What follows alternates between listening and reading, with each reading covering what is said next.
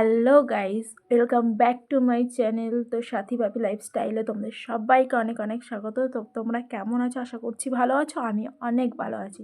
তো চলো আজকে শুরু করা যাক আমার জীবনের কিছু আমার লাইফের কিছু ঘটনা। ঠিক আছে? Let's go. তো আজকে তোমাদের সাথে আমি গল্প করবো। কী হয়েছিল যখন আমার আমি 14ই পা দিয়েছি, 14+ আমার যখন, তখন আমি আমি মামার বাড়িতে খুব আসতাম। ঠিক আছে? একা বাবা দিয়ে যেত, আমি একা থাকতাম।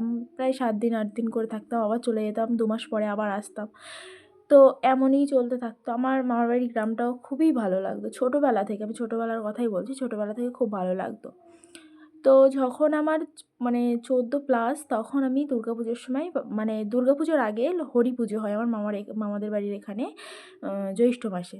তো আমি জ্যৈষ্ঠ মাসে মামাদের বাড়ি এখানে আসি। ঠিক আছে? তো আসলে আমি আমি কক্ষনো একে দেখিনি।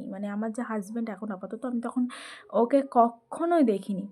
তো ও ওকে আমি হঠাৎ একদিন দেখছি ও চান করছে। সেদিন সেই সময় জ্যৈষ্ঠ মাসে যেহেতু হরি পুজো হয়, সেহেতু সেই সময় হরি পুজোর সাথে জামাই ষষ্ঠীও ছিল এবং আমার বাবা মা সবাই এসেছিলাম আমরা। তো ও যখন ওকে যখন দেখলাম, তখন আমি চিনি না জানি না, কিন্তু দেখতে শুনতে ছেলেটা বেশ ভালো। তো এবারে কী হয়েছে, সেই দেখা সেই প্রথম দেখা আমাদের, তারপর আর কোনো দেখা নেই। তো দেখা নেই, তারপর দুর্গাপুজোর সময় গেলাম।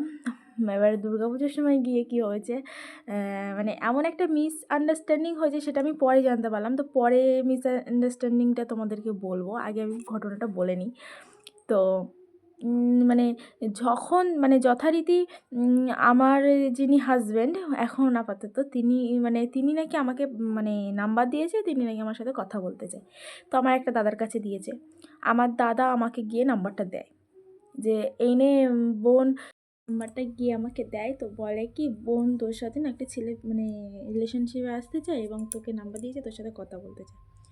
তো আমি তো যথারীতি কনফিউজড, আমি এত ছোট, তার উপরে ওটা আমার ধরো প্রথমই বলতে পারো।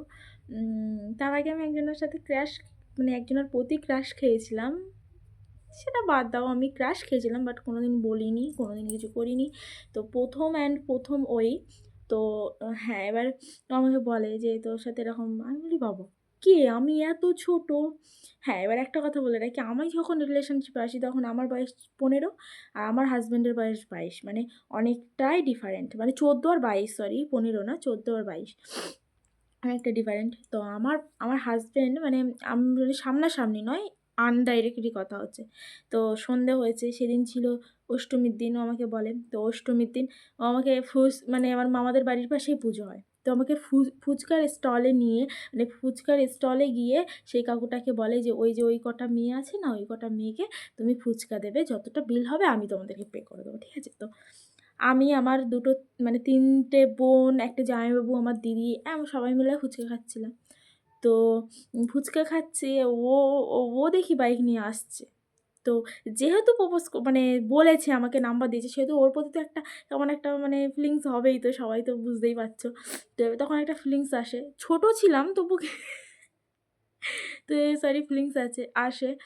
তো ফুচকা খেলাম, খেয়ে চলে আসলাম। ওই যে ফুচকা খেলাম, নিজের মনের মধ্যে কী একটা হয়ে উঠলো, যেহেতু কারোর কাছে কিছু চেতাম না, কোনো দিন কারোর কাছ থেকে কিছু নিতাম না, মনের মধ্যে কী একটা হয়ে, না ও হয়তো সত্যিই আমাকে ভালোবাসে, তাহলে আমাকে কেন ফুচকা খাওয়াবে?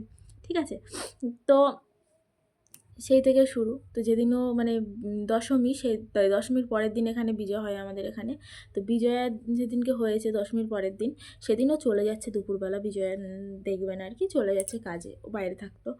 তো কাজে যখন যাচ্ছে, আমি দাঁড়িয়ে আছি, কখন বেরোবে। ও মা, বেরোচ্ছেই আর না। এবারে আমি গিয়ে ঘুমিয়ে পড়েছি, ও সেই মধ্যে চলে গেছে। ও নাকি আমার জন্য অনেকক্ষণ অপেক্ষা করছিল, যে দেখবো আমি একটু দেখে যাব। তো সে দেখতে আর পায়নি আমাকে। ম্যাক্সিমাম কতক্ষণ বলছি, ম্যাক্সিমাম আ আ মানে ৩ মাস, ৩ মাস পর ওর সাথে আবার আমার কথা হয়। তো কী করে কথা হয়েছে আর কী হয়েছে, সেটা আমি আবার নেক্সট পার্টে বলছি। তো চলো, বাই।